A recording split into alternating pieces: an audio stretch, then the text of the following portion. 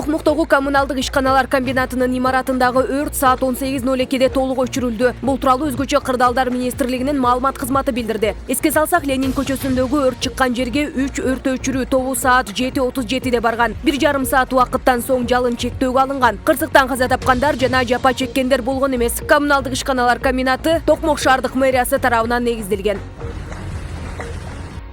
Талас облустук ички иштер башкармалыгы жер үй алтын кенинде 18 адам тамакка ууланганы тууралуу маалыматты иликтей баштады. Бул факт санитардык эпидемиологиялык талаптардын бузулушу менен электрондук эсепке алуу журналына катталганын облустук милициянын басма сөз кызматы кабарлады. 21 мартта Facebook социалдык тармагынын колдонуучусу Султанбек Аманбеков жер үй кенинде 18 адам тамакка ууланганын жазган. Ал кызматкерлер жумуштан чыгып калуудан коркуп, бул тууралуу айтпай жатканын билдирген. Президент Садыр Жапаров менен Орусиянын президенти Владимир Путин 17 мартта Таластагы жер үй кенинин алтын иштетүүчү комбинатын ачкан. Эскерте кетсек, 2015 жылы кен иштетүү укугу аукциону негизинде $100 миллион сатылган. Мындай укук Орус платинасы компаниясына таандык Восток Геодобыча ишканасына тийген. Анын карамагында Алтын Альянс ишканасы түзүлгөн. Компаниянын аталган кенди иштетүүгө укук берген лицензиясы 2035 жылга чейин мөөнөткө берилген.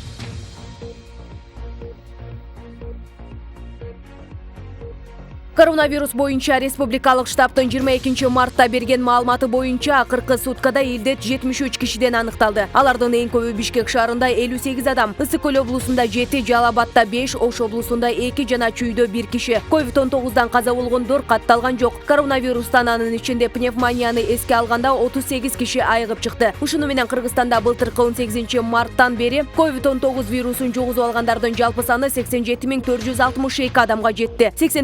84.223 киши сакайды. 1490 адам илдеттен көз жумду. Ушул тапта стационарда 446 бейтап дарыланууда. Дарыгерлер алардын ичинен 125 бейтаптын абалы оор, 19 бейтаптын абалын өтө оор деп баалап жатышат. 360 киши үйүнөн дарыланууда.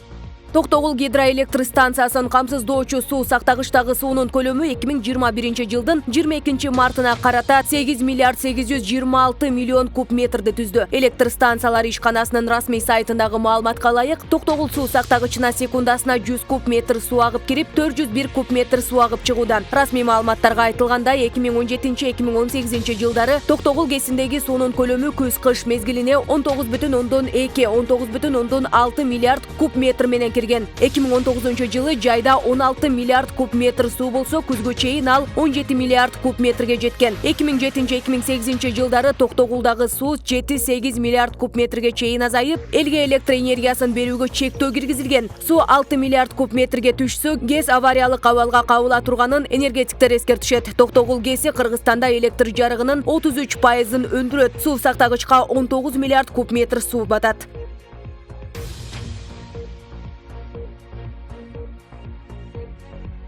Кыргызстандын өзгөчө Кырдаалдар министри Бообек Ажыкеев Бишкек шаарында көп кабаттуу үйлөрдүн курулушунда экологиялык талаптар сакталбай жатканын айтып, ишкерлерди кескин сындады. Министр мындай пикирин өкмөт башчы Улукбек Марипов тийиштүү мамлекеттик органдардын катышуусунда үй куруучулар менен бирге өткөргөн көчмө жыйында билдирди. Мен архитектор жана курулуучуларга суроо бергим келет. Биздин шаарды эмнеге айлантып салдыңар? Тротуар жок, жол куштурулган, түтүн. Шаарда жашаганга мүмкүн болбой калды. Жашыл аймактар такыр жок, имараттын кооздугу үчүн дарактарды кыйып жатасыңар. Шаар шамалдабай калды. Эгерде мыйзам бузуу болсо, дароо токтотуш керек, деди министр. Ажыкеев көп кабаттуу үйлөрдөгү курулуштардын сапаты начар экенин белгилеп, имарат курууда бирдиктүү архитектура киргизүүнү сунуштады.